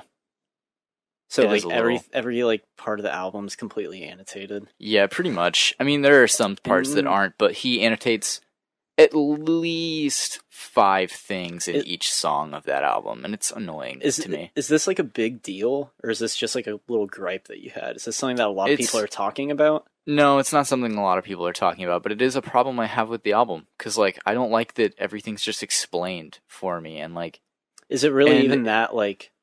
It's not even that deep. Doesn't like, have esoteric lyrics. I know you hate that word. Yeah, I do hate that word. Esoteric. It's the problem mostly for me lies in the fact that like once he's explained it all, I'm realizing how not that deep it was. Like, it's not like it was that deep to begin with, you know? Like, I'm guessing the song is about suicide. It's not even the song really itself. That song is fine. Like, the song itself is fine. I don't have a problem with it. I get the message. Wish it would have been a little bit more subtle with the message there, but I get its point, and it's had a very, not to sound fucking facetious right now, but it does have a very has a very profound influence on society. Since the song came out, I think that like a ton of the suicide awareness hotline has gotten a lot of calls, a lot more mentions of Logic, like being the influencer of who like had made them call or whatever, like being the reason for calling, and like, so, you know, it's an important song. The title of the song is literally a suicide hotline that you can just call. Yeah. Oh, wow. Which I think is, it's fine. It's fine. Is that the I'm song? not trying to like denounce like is it people who are, it's a little corny and like it's melodramatic. Corny. Yeah. It's that is pretty on the nose, but I guess he wanted to make a point since, I mean, he has a pretty big following. Yeah. And there's social media and everything, so he can somewhat make a difference if he has fans and a direct communication with them. Yeah. So I guess that's a good thing to do. Yeah. But the thing that Garen pointed out to me that I really do agree with is the song itself is a little disingenuous for me, because I haven't listened he has never dealt with like wanting to kill it, like suicidal thoughts. He's admitted it. He's like, I've never even thought about it before, but like a lot of my fans have, so I made the song for them. And like, that's fine, but like the song is from the perspective of someone who is going to kill himself, and it's like, there's a part in the song, it's like, I've been on the low, I've been taking my time, I feel like I'm out of my mind, I feel like my life ain't mine, who can relate? Woo! Like, there's a big woo, and like, it's like, woo, and Garen jokes around, he's like, suicide, woo! Like, just, you know, it's like, it's a weird song, and a lot of people love it, and that's fine. I'm just not really one of those people who love it. A lot of people bump it, you know, it's great and all, but that they love it, but it's not really for me, I don't think. Hey, so whatever. So Logic thinks he's God because he saved like 1 million suicidal teenagers. Yes. Breaking news, Snyder. Mm. All right, so in the past few days, it's been reported that Bryan Singer... He's yes, he got fired. Yeah. He got fired from Bohemian Rhapsody. That's fucking hilarious. Yeah, just now, he's fired. For touching... For what's his name? What's the actor's name that's playing Freddie Mercury? Touching Freddie Mercury. Yeah, the corpse. Yeah. I don't know his name. But yeah, he's been fired. I'm not... Mr. Robot. Yeah. Should we go into this, or should we keep talking about the Grammys? I don't really want to keep talking about the Grammys, but I also don't really care about talking about this. I just want to talk over a few more things about the Grammys. Yeah. Just another 10 minutes or so. Yeah, you're fine. All right, there's two really stupid categories: Best Pop Solo Performance and Best Pop Duo. What the fuck's the difference? Just make it Best Pop Album. Jesus Christ. Yeah, is there a Best Rap Performance, Best Rap Duo? There might be. Or hip hop? Or no. Okay, duo and solo. All right, that makes sense. 2 and 1. I'm sorry. This is the one that I think is dumb. Best Traditional Pop Vocal Album. That's so weird. Bob Dylan's nominated. Seth MacFarlane. Sarah McLachlan. Oh my god. Go and look at the Urban Contemporary album nominees. This is one that I kind of want to talk about. Okay. After that, I'm going to go into the rock and alternative. We can move on to something else. All right, yeah. No one cares about the rock side of things as far as the Grammys goes. It's kind of hilarious that it's even a thing. Best Urban Contemporary Album, Starboy: The Weeknd. Is that this year or last year? I think it came out last year, but it was past the Grammy time frame, okay, so they had to. It's kind of like Awaken My Love. Control by SZA. No clue who that is. American Teen by Khaled. I have absolutely no idea who that is. Khalid. DJ Khaled? Nah, different guy. Different young man. He's actually in the 1-800 song. Oh, really? Yeah. Awaken My Love, Gambino, and Free 6 Black by 6 Black or Slack? Is it stylized as Slack? I guess. Alright, I have a gripe with that. The Weeknd's album does not need to be in that category. It is not urban contemporary. It is hip-hop. It is a hip-hop album. That is all. So what is urban... I don't even know what urban contemporary is, but there is no debate for me in saying that Starboy by The Weeknd, the album itself, is a hip-hop album. It has Kendrick Lamar in it. It has probably, I don't know who else is in that. I think Lana Del Rey is in it at some point. But Kendrick Lamar is in it. They literally rap together. Like, it's a rap song. There's rap on that album. It's a rap album. Or it's not a rap album, but it's a pop album, you know? It's a pop, hip-hop album. And is there a best, funk or soul yeah, I believe, album? Yeah, there's best traditional R&B performance, best R&B song, and best R&B performance.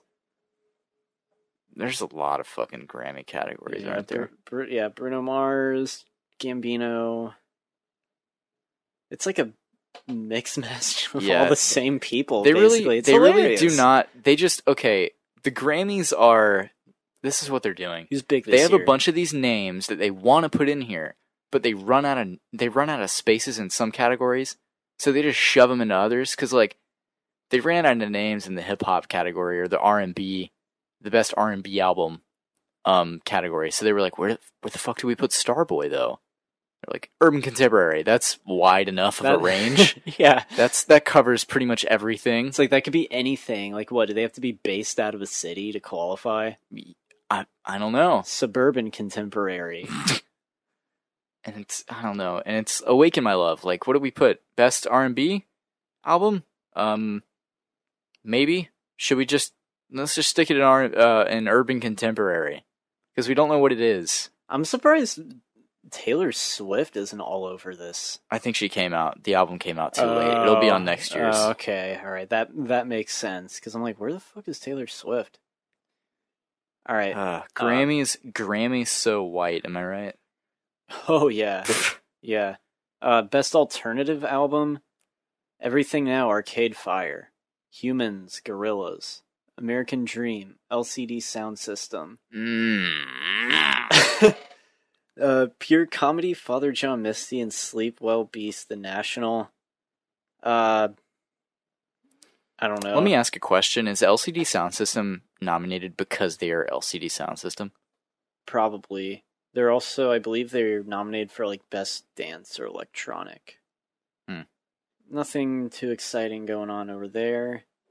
Best Rock Album, A Deeper Understanding, The War on Drugs. I have no clue who that is. Queens of the Stone Age. You know who that is, right, Jacob? Yeah. They've been around forever, and they always get nominations, and like I feel like they don't, even though they get like awards celebration, like no one really like loves Queens of the Stone Age, even though they have some pretty good songs. The Stories We Tell Ourselves, Nothing More. Not sure who that is.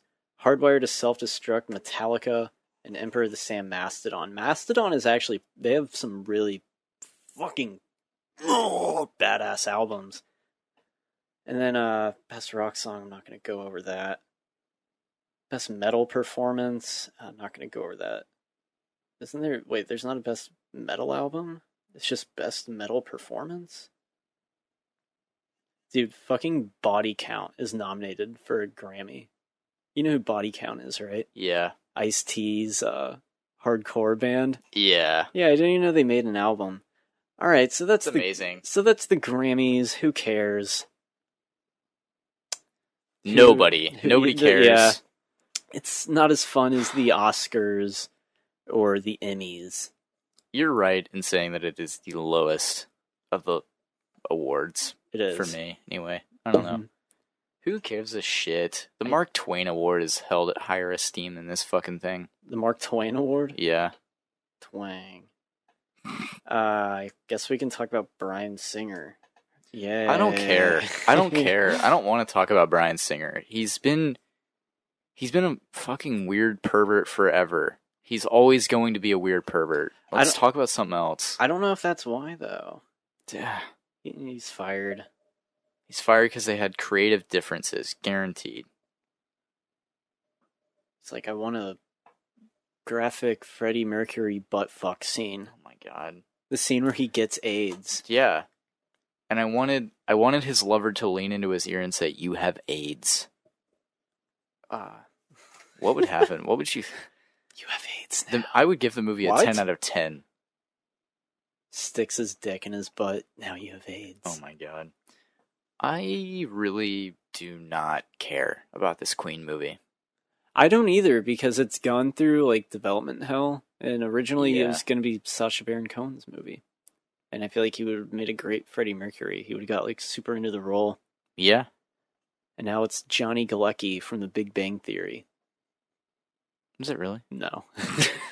No, it's I don't know. not. I don't watch The Big Bang Theory. Neither it's the guy who plays Mr. Robot. Yeah, it is him. Remy Malek? Yeah. Yeah, it's his name. Yeah, he was also in a video game for PS4. What game? It was called Until Dawn. And I didn't realize that was like an actual real person until like I saw him on TV. And I was like, he's real? See, I felt that way about Kevin Spacey when he was in Call of Duty Advanced Warfare. I didn't even know that Kevin Spacey was a real actor. Oh yeah, I'm sure. I met him. I met him. You met Kevin I discovered Spacey? him during his time on the Call of Duty games. Are you being for real? No. Oh, okay, good. I was like, yeah. Actually, you know the first Kevin Spacey movie I ever watched? K-Pax. Ew. That's weird. I love K-Pax. I actually love that movie. I've never seen K-Pax. Fuck you then for saying it's weird. I just wasn't expecting K-Pax to pop up on this podcast. It's a strange movie. Jeff Bridges. Yeah. He has a patient and he's like, I'm an alien. And he's like, is no, he? You're not. And then like, but is he? And in the end you're like, but was he? And then deep in your heart you're like, I think he was. Pretty much. I see you're playing that weird ball game on your phone. My score is so fucking high on this thing. You must be really addicted to it. Yeah, my score is at like 1100 something, and I've just been playing it for this entire semester. Is there any skill or... No. No? It's just addicting? None. Yes. So it's like a drug. What's the game called? Fuck you. It's called Balls, but spelled with a Z instead of an S. That's extreme. Yes. That is fucking radical. Yeah, it is. You know what we should do after this podcast? What's that? Get a drink. Get a drink? Yeah. I actually have some Yings in the fridge if you want them. Ooh. All of them. You have to drink all of them. And I have that bottle of Jameson that I want to drink with you. Ew. I'm kidding. I don't have that bottle of Jameson. I'm not drinking. We can have a... We should drink liquor. Hard liquor one night. Just spend a night finishing a bottle of Jack Daniels. Then we can talk about it on the podcast and be like, we'll call that episode... Collin and I fucked each other because we were so drunk. Collin and Snyder get stomachs pumped. Oh my god. That's quite the segment. What else do we need? We need a segue quick. Oh god. We're dragging. Okay. We're dragging. Oh Jesus. Oh no. Okay. All right. Let me find one. Okay. Star Wars: The Last Jedi. It comes out soon. Yeah. Rian Johnson said that his trilogy will be an all new direction, and he looks forward to finding or discovering these new characters that he's gonna flesh out and shit. I am becoming less and less positive that this is going to be Old Republic. You don't think it's going to be? You think it's just going to be some brand new thing? Yeah. I really hope it's Old Republic, though. What if it was about, like, I heard someone, well, I didn't hear them. I read something about this online. It's you like, heard it in your head when you read it in your head. Fair. What if it's about, like, if there's, like, an idea if it's, like, what if it's about the first, like, users of the Force? Is that too, like, not Star Wars-y enough? I can't see myself getting invested in that. Oh, it sounds so shitty. It's like an origin story for the Force. Yeah. Some guy, he's like, I feel something. And other guy's like, what? And then he pulls out his hand. He starts, like, it's like Chronicle at that point, I guess. Yeah, I was thinking the same thing. It's a lot like Chronicle. It's like, I made this weapon. I think it's some type of force. Yeah. I would cringe very hard. You know, I thought about Rogue One yesterday. Sucks fuck. Don't lie, you love Rogue One. I do not love Rogue One. Yes, you do. I do not love Rogue One. I think Rogue One's okay. I didn't like Rogue One. I know you didn't. I think that anybody saying that it's the best Star Wars movie is that your favorite Star Wars movie. It's just, that's such a stupid reaction to it. Like, I can't. Some people say I can't even fathom it. Like, it's so not the best Star Wars movie. Yeah, but a lot of people say it's better than The Force Awakens. It's not. I wouldn't agree. I wouldn't. Even when people are like, "Oh, it's just like a Force Awakens, just a rehash." It's like Rogue One isn't really anything that original. It's probably just rehashes of other movies. Rogue One is such a mess. They took out everything interesting about what looked appealing. The beach fight. Yeah, but it was dark and gritty. Oh my god. Give me a break. I'm tired. Are you kind of tired of, like, these franchise movies and their dark approach? Yeah. And, like, I think that Marvel's doing so well right now. You know what I mean? Like, they are really hitting home runs left and right. Left and right. Because, like, they're not doing this dark and gritty thing. They're just delving even further into just utter schlock. But, like, it's fun. And, like, they know what they are, and they're like, this shouldn't be taken too seriously. And, like, you know, like, Thor Ragnarok was pretty refreshing because it was basically an entire comic. Oh my god. Who's here? Mom? Hey Siri, is that you? Are you serious? Will you not? Hey, let's ask Siri. I said, hey Siri, is William? Hey, what's up? What's going on? Yo, I said, hey. Oh, God, hey, okay. let's ask Siri questions. Okay. Hey Siri. Hey Siri.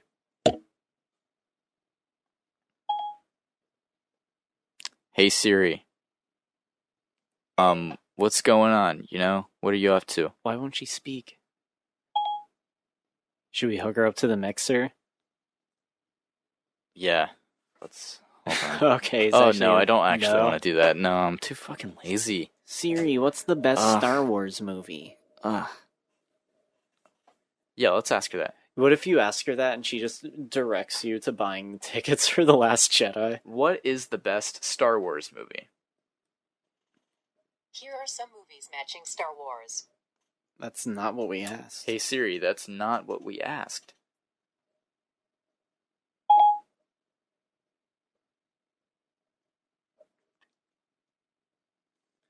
Tell me a story, Siri.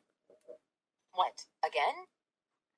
Oh, you do this often, Jacob? Tell me a story, Siri. I'm certain you've heard it before. Siri's such a bitch. Tell me a story, Siri. I'm sure I've already told you. She just doesn't want to tell me the story, Siri. She's just not a I'm storyteller. certain you've heard it before. Tell me the story, Siri. I'm sure I've already told you. Oh my god. There's a thing that we can do. Hey Siri, tell me the story. It was a dark and stormy night. No, that's not it. Tell me the story. She's just beating around the bush. I'm certain you've heard it before. Oh my god. Tell me the story right now, or so help me God. I'm certain you've heard it before. Tell me the story right now, or I will deactivate you. Ask Siri. It was a dark and stormy Oh my night. god! What is the point? Ask Siri what her favorite Death Grips song is. What is your favorite Death Grips song, Siri? I'm happy to go with your opinion on this one. Wow, how very diplomatic. How passive she is. I'll just agree with you. Tell me the story. Hey, I'm pretty sure I have Siri too. Do you really?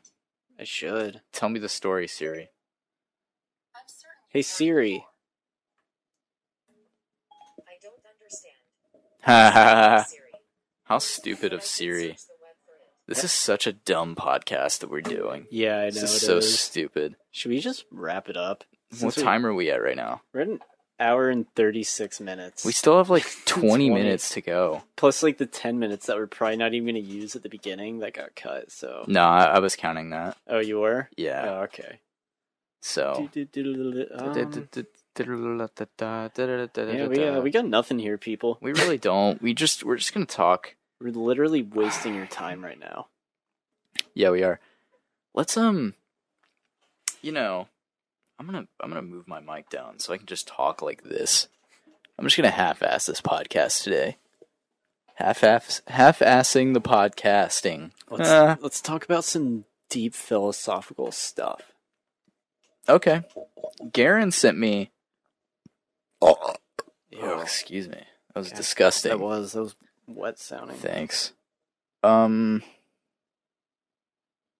I haven't viewed any of y'all's snaps or anything. Hey, how do you feel about this movie Downsizing with Matt Damon? Looks good.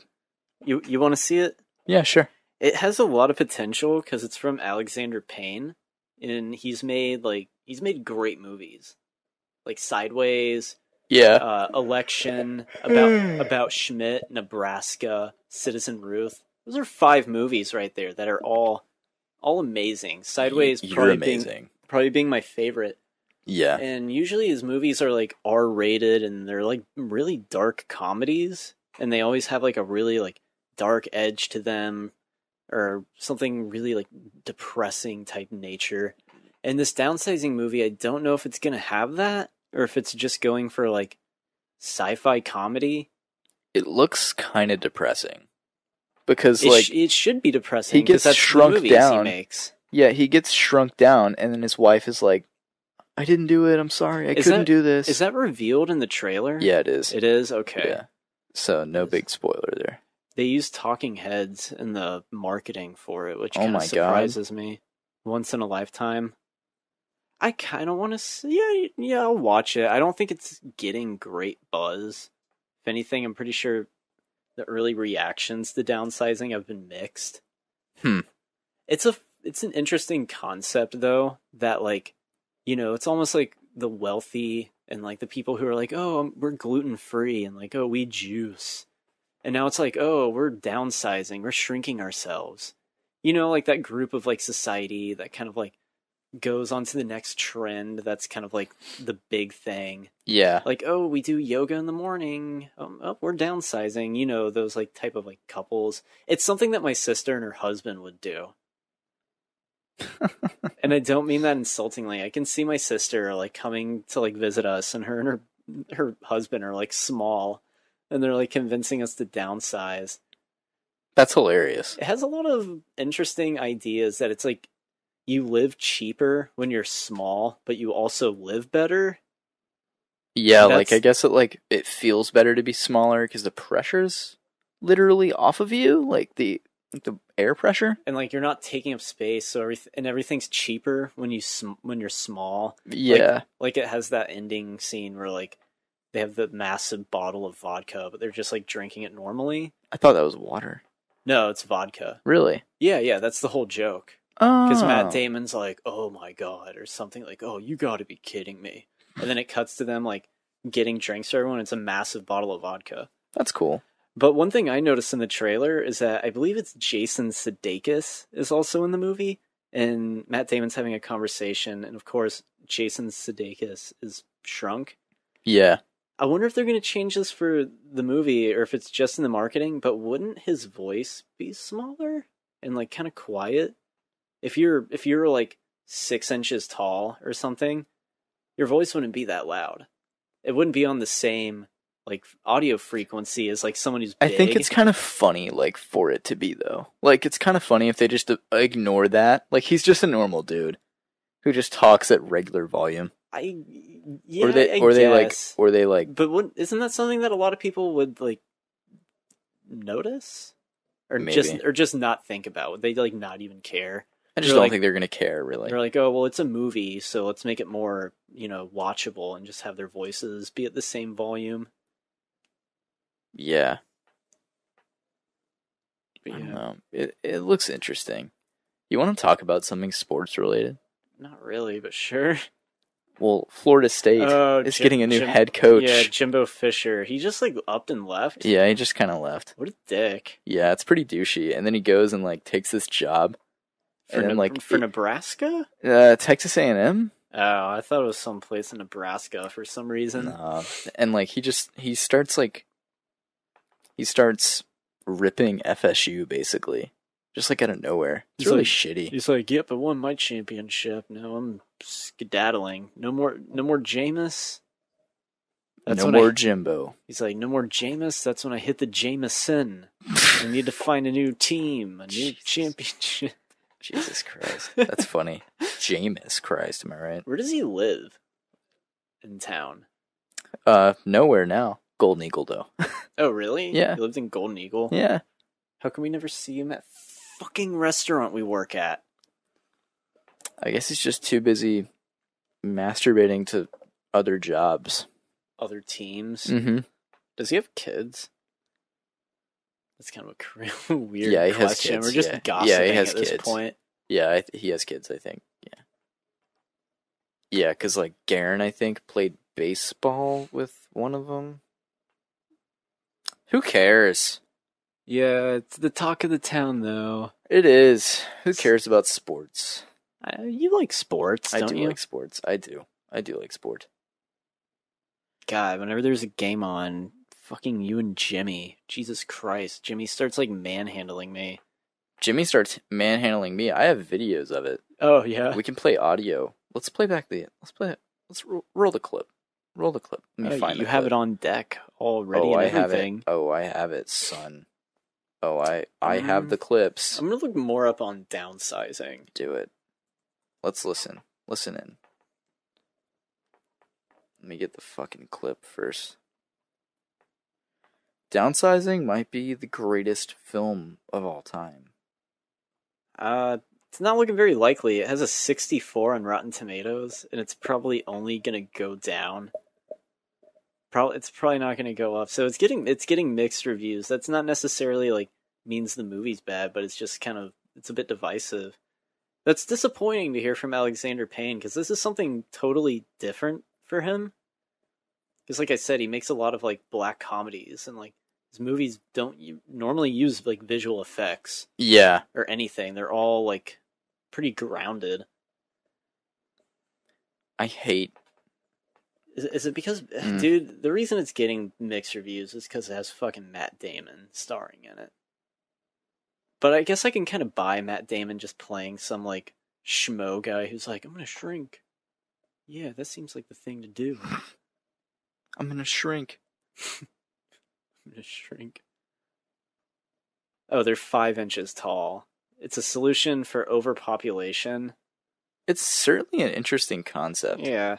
I'm surprised it's not. Is this based on a book or anything? No. Hey, Snyder, where's that fucking, Jimmy video? Yeah. I'm pulling it up, you son of a gun. It's taking a while. It takes Snapchat a while to load videos. So while we have nothing to talk about, let's discuss the future of the podcast. Oh my god. One day we're gonna be able to broadcast live right into your anuses. We plan on being able to do this through you buy the Snyder-Collin automatonic robot. Yes. And whenever you start the podcast, it like syncs like via Bluetooth. Yes. And it starts like mimicking our actions, and then it penetrates your butthole. Yes. And you're gonna love it. I already love it so much. It's gonna cost, I don't know, upwards to like $50,000 probably. I think so, yeah. But well worth it. For the Snyder-Collin automaton robot. Hell yeah. But Hey, I have like sketches right here in my old Snapchat of the camera mount I ended up making. Oh, that's cool. Yeah. Wow, you're a fucking like brilliant engineer. Like, Thank you. Sketching it out and you're like, yeah, this will work. Yeah. Now it like physically exists. Isn't it cool to just bring something into existence like that? Yeah, like a child. Exactly like that. Exactly like that. Oh my god, look at this picture. Don't read it. How old is that picture? It is not very old. Yeah, I can tell because you have a beard. Fuck you. Me and Snyder are both bearded men, in case you're wondering. Yeah. We're like lumberjacks. We're really burly. We're thick men. We're very thick boys. Sure, yeah. THICC. Oh my god. You're so right. You are so right, Collin. We should vlog. We should. We've been talking about it. I don't know why. Yeah, we'll do a vlog in a bit. Like today. Yeah. Really? I guess. Yeah, we can vlog and go and walk around the Target a little bit. I mean, and then we can go and watch A New Hope after that. Yeah, because I'm going to need some sort of break in between that, because we're doing a commentary. Yeah, that'll be fun. Yep. Sorry for boring everyone. We're just kind of like shooting the shit right now, you know, just kind of honestly, we shoot the shit every week, though. That's just kind of what we do. It's because we don't have a Last Jedi that we've witnessed. Yeah. And, you know, we're not going to, like, go out of our way to just go see something in theaters just to review it on the podcast, because... No. You know, we don't really have time to always just go see a movie. Oh my god, I'm reading this tweet from you. I want my friends to play Through the Fire and the Flames on expert mode in Guitar Hero 3 in front of my family during my funeral. Oh my god, that's so hard, Collin. Like, 4 of us would need to be, like, on individual buttons. I see you liked that tweet. It's pretty funny. I thought of it when... Alright, here, we'll share a little story. So yeah. Me, Jacob, and Garen, we have a Snapchat group called FPP Ussies. And Garen, FPP with Ussies in quotation. Or not in quotations, but you know what I mean. And I don't know, Garen got, like, off topic and started, like, talking about funerals and that, like, me and Jacob are gonna go to Garen's funeral and, like, masturbate or something. Oh my god. Yeah, I have to read these messages. Yeah. We should just read Garen's text to us. Oh my god, they're so insane. Let's do that. Oh my god. Okay, yeah, I'm just gonna read them. Basically, his funerals are gonna be groundbreaking, but yeah, that's what I want you to do if I pass away in an untimely death. Yeah, okay, I got you. Just try playing Through the Fire and Flames in front of my weeping mother. On Guitar Hero Expert Mode 3. Alright. Here comes another one, he says, idea-wise. The video is footage of my funeral, and y'all are playing these texts that I've sent you on the big screen, and people are laughing super hard. Skip 1,000 years in the future, and funerals are something that's funny and are fun to go to. Weird how it's super dark, but the brightest side of something dark. And then he just sends, after that. Simulating. And then Collin, you sent, your funeral is so groundbreaking, it changes them forever, and people just make cum jokes. And on the deceased and come on the remaining family members. That's so awful. And you said, and Garen sends back one word, better. And then you said literally everyone waits in line to bust a nut on the dead's family. And Garen says, that right there, Collin, is the disrespecting feeling you have about yourself after you come. So thanks for that. That's so out of nowhere, Garen's We've text. all been there when you masturbate. Yeah, for sure. We've been there, but what? You're covered in your own slime, and you're like, what have I done? I've made a mess. And you sent, I've been there probably 100,000 times, give or take. Yes. And then I just sent simply, I've jacked off probably 6 billion times. And Garen says, I lied. I don't have that feeling. I'm proud of it. I feel accomplished, like getting a tricky bug bite. What does that mean? Like what? Like he has an itch that's hard to reach, then he finally gets it? Yeah. I'd say it warms my heart, he says. And I just sent back, wow. And then he sends back, it gives my life meaning in a way. I don't know if I'd be here if I couldn't release in such a deep and profound way that safely contains everything. Could you imagine what I would have to do to get life stresses out? I could kill a man, who knows? But I accept that suppressing my problems until they turn into a sticky white goo is better than surprising them until they turn into violence. Yeah, suppressing them, he means. So if Garen wasn't masturbating, he would be a mass spree killer. Yeah, basically. Dude, is this why people go on spree killings? Because they're not busting nuts? I guess. And then he sends back, your early morning wisdom served via word salad. Make an advertisement of a company called Word Salad, and they publish catchy, meaningful life quotes. Basically, they send people a text, just like the one shown above, and people think it's so special and meaningful, but it's really just a teenager's high, dumb ass. Pretty on-the-nose satire about those stupid Instagram quotes, he says, and what I think of them. Hey, to be fair, Garen is actually an award-winning poet. He really is actually an award-winning poet. He has literally won awards for poems. And then you just sent back, all you sent in response to that is, you have a point, I guess, about translating violence into goo. And then Garen sends back, precisely. That's the one thing that I took about it. Yeah. And then I just told Garen that he's too high. Oh my god. What? I just realized what Garen is trying to start. What? We need to start some sort of organization, and we'll go to, like, schools and do presentations and, like, talk to the schools, and we'll be called Goo for Violence. And it'll... Jesus Christ. Is it gonna encourage masturbation? Yes. That's amazing. Yes, we're gonna encourage people to masturbate instead of diluting themselves into violent fantasies. We'll be like talking with the microphones, very much like what we're doing right now. Pretty much. Be like, don't you ever just want to punch your brother in the face? Well, why not just go to the bathroom and Goo for Violence? It's like the new Dare in all the like schools and churches. And it's just goo, GOO. Yeah, and then at the end we throw goo on our audience. Oh my god! Not our goo, simulated goo. It's like cornstarch, water, some glue. It's like oobleck. Yeah, it's. You remember that? You remember that thing? It's like Nickelodeon gack. Oh yeah. Okay. Gross. Slime. Hey, Yeah. Collin, are you Harambe's enclosure? Wow, Because I'm finna drop a kid inside you. Are we still making Harambe memes? I think that Garen just sent that. Oh, he just sent that? No, he didn't just send it. He sent it it's been quite some time. Oh. It's been quite some time. Yeah, Garen, your memes are shit. Harambe, what is this, 2016? Is Trump not the president yet? What's going on here? Garen is such a little bastard. You want to hear another organization? I don't know if I've shared this on the podcast, but do share. Blu-ray for Blue Balls. Oh my god.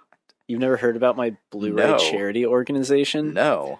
All right, so it's media centric, physical media, and you donate Blu-rays to men who have testicular cancer. Yeah, and you show up at their door, and they're like, "Can I help you?" And you're like, "Hi, we're with Blu-ray for Blue Balls." And then they look at you, and like they're about to close the door, and then they're just like, "No, wait." And then they're like, "We have Blu-rays for you." And he's like, "Okay, why?" And they're like, "'Cause you had testicular cancer." And he's like, "Yes." He's like, "I don't want your fucking Blu-rays." That's basically how it goes down. Then they slam the door. But then they see that you have, I don't know, you have you have the Donnie Darko Blu-ray set you're about to give them, and they were like, "All right, I'll take it." The Arrow collector's thing that comes in the big box that I have. Yeah, I love that Blu-ray release. I know you do. Actually, all right, fine. There's nothing funny about men who have testicular cancer. Honestly, like the sooner they can get it, because it's very treatable. You know, most men that get testicular cancer, they usually have like a testicle removed so that the cancer won't spread. I think so, yeah. So there's nothing funny about testicular cancer. I apologize. One of my friend's dad had it. Oh, it's awful. So yeah, it's a shitty thing. But I will now retcon into Blu-ray for Blue Balls into something else. So you donate your Blu-rays to like some guy who just got dumped. You give them. I like that better, actually. Yeah. You give them like rom-coms and like Eternal Sunshine for the Spotless Mind and 50 First Dates. 50 First Dates, and like they're like crying and shit. 40-year-old version. You're like, "Hey, you won't be this guy, right?" Right? I mean, I don't know. Oh my god. I don't know how active this patron is. Yeah, it's all men-centric too. It's kind of like it's like, I don't know what it would be like. Stupid. Loot Crate. They send you Blu-rays each month. There are, but only if you're not in a relationship. Why? Because if you are, it's like you don't have time for You don't have blue balls. You can still get blue balls if you're in a relationship. Yeah, but like not as frequently. Yeah. And not if you're loved. What do you think's better, Blu-ray for Blue Balls or Goo for Violence? I'm going to go with Blu-ray for Blue Balls, because something about going into a school and encouraging masturbation seems, first off, counterintuitive, because like they're going to masturbate regardless. You would go to jail? Yes. But dude, what if it catches on and like violence in our society like begins to like steadily drop over the next 10 years? But also the birth rate declines because kids are just blasting all their cum into Kleenex instead of, I don't know, into women. What are those things called? Vaginas? I honestly don't know. Are you not going to share the part of the Snapchat story about my Zat reboot?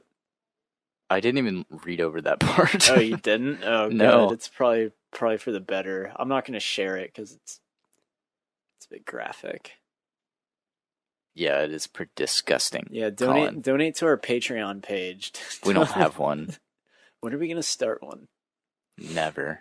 I don't want to see the discouragement of just seeing $0 each month given. I don't want to see this. There would be at least $2 a month for me and you. Oh my god, I'm not gonna take that and get some McDoubles.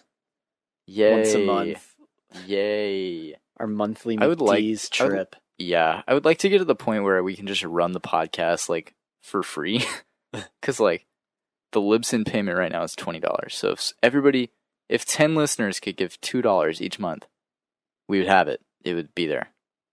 But of course, you don't have to do that. I mean, you know. But if you would pay, you should let us know, because like then we'll set it up and stuff. Anyway, what are we looking like as far as time goes? About 2 hours. Really? Yeah. All right. Well, we'll go ahead and wrap up then, so that we can do this. I'm gonna go ahead and do this commentary for Christmas. Yay. Yeah, we basically just spoiled your fucking Christmas gift. Yeah, but it doesn't matter. If you listened, then you'll know. If you won't, then you won't. Thanks for listening, everybody. Thanks for listening. Collin, where can we find you as far as social media goes, sir? Well, you just read one of my woke tweets. You're right. So that is found at where? At Collin_Goody? Yeah, I actually have two new Twitter interactions. Oh Want to check those notifications? Yes. I'm getting more popular all the time. Oh, it's just Jacob Snyder liked your tweet and retweeted your tweet. Oh yeah, girl. Sweet. So you can follow me on Twitter. Sometimes I post funny things like that. At Collin_Goody. All lowercase. Yes. You can find me on Twitter at Jacob's Wetsuit, all one word. You can also find me on Instagram on that same plug. You can email the show at flyingpotatoprod, that's PROD, @gmail.com. But you can also email the show at our new email, fppcreative@gmail.com. That's fppcreative@gmail.com. Boy, check out our YouTube also. I have a proposition for you. Please. I'm not going to share it right now. It's Okay. behind the scenes information. Oh my god. Yeah. Okay. Sounds good. All right. I'm gonna scratch my balls. You're a ball grabber, aren't you? I like to grab my balls. Is that fine? Your balls or anybody's? your balls. Have I done that in public or with you? I don't know. You're just itching your balls. Are you a ball grabber? Yeah. Sometimes you gotta adjust your nuts. And on that, we'll end. Yes. Have a great one, guys. Thanks for listening to this pod. Next week, we love you. Next week we'll what? We still haven't seen The Last Jedi, so we can't review that. We don't know what we'll talk about next week. No. Talk about whatever. Probably more sick and disgusting things me and Garen discuss. You're probably right. Alrighty. Have a great one, everybody. Thanks for listening. Take it easy.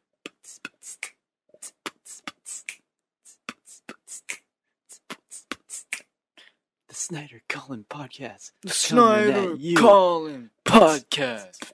Snyder. Podcast. Collin. Podcast. I don't know. iTunes. Google Play. Stitcher. Libsyn. TuneIn. Stitcher.